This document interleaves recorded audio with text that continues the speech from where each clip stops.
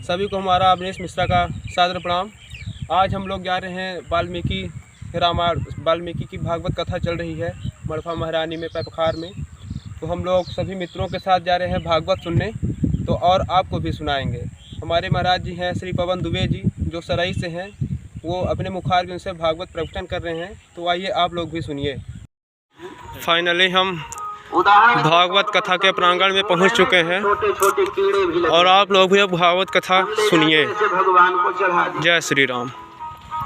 जा रहा हूँ, जब मैं प्रसन्न रहूंगा तो माला भी हरा भरा रहेगा, चंदन गीला रहेगा।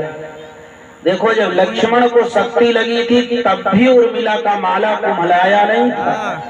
वो कहती, चंदन चारु सूखे नहीं, न कयो निज नयनन शीतलताई।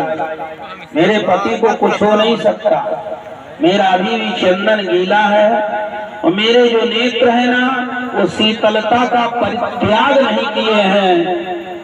नहीं तो सहस्त्रों रावण को जला देने की शक्ति केवल उर्मिला में अकेले थी।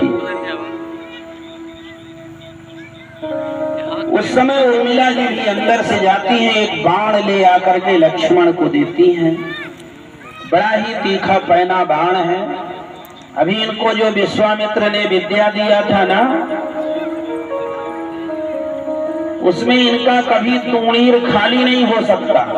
सारे अस्त्र शस्त्र प्रदान कर दिए हैं मुनि विश्वामित्र जी। लेकिन उर्मिला जी बाण देते हुए कहती है, आर्यपुत्र, ये मैं मृगया के लिए नहीं दे रही हूँ। देखो, हम क्षत्रिय हैं, मृगया ही करेंगे। मृगया का अर्थ होता है मृगा, चतुष्पाया अर्थ होता है। और दूसरा अर्थ राक्षस भी होता है मृगया का अर्थ। क्योंकि आगे खरदूषण से राम कहते हैं कि हम क्षत्रिय मृगया बनकर ही तुमसे खल मृग खोजत फिर रही। इसका मतलब राक्षस भी अर्थ है मृगया का। तो हम तो मृगया ना मृगया के लिए बाण में नहीं दे रही हूँ।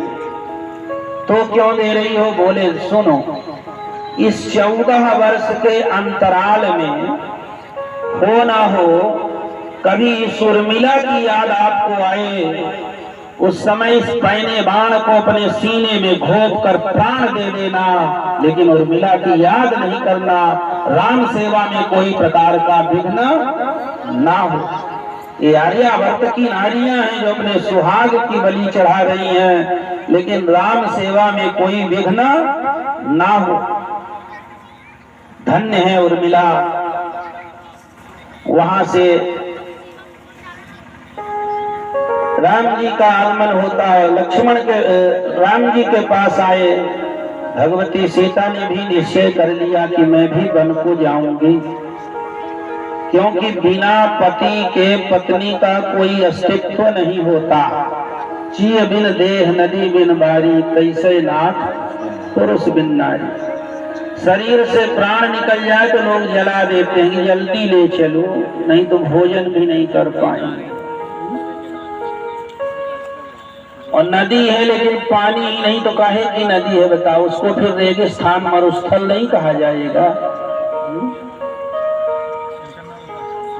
तो पति के बगैर जीवन व्यर्थ है। यद्य मई के ससुरे सकल सुख, जबै जहां लगमान। जहां इच्छा हो वहां रहना। लेकिन सीता ने निश्चय किया। देखो, राम जी संकोच भी करते हैं। मात समीप कहत सकुचाई, कितनी मर्यादा है। पत्नी से वार्ता करने के लिए माँ के सामने वार्ता करने में विफल है। बोलिए, बोलना ठीक। जय श्री कृष्ण।